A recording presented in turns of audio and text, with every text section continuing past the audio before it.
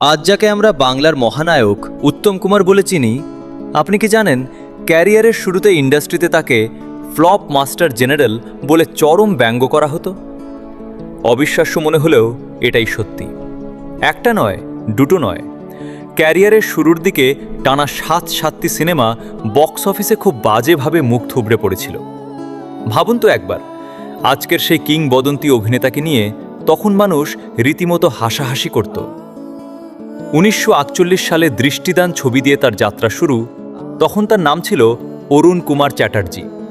এরপর কামনা, মর্যাদা, ওরে যাত্রী, একের পর এক ছবি মুক্তি পায় আর ফ্লপ হয়। এই ব্যর্থতার পেছনে মূল কারণটা ছিল কিন্তু বেশ মজার।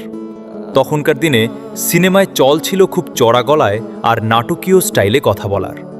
কিন্তু উত্তম কুমারের স্টাইল ছিল একদমই আলাদা, খুবই সহজ, স্বাভাবিক আর ন্যাচারাল, যা সেই সময়ের দর্শকরা ঠিক হজম করতে পারছিল না।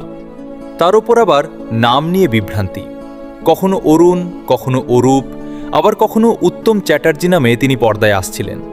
ফলে দর্শকদের মনে কোনো স্থায়ী জায়গা তৈরি করতে পারছিলেন না।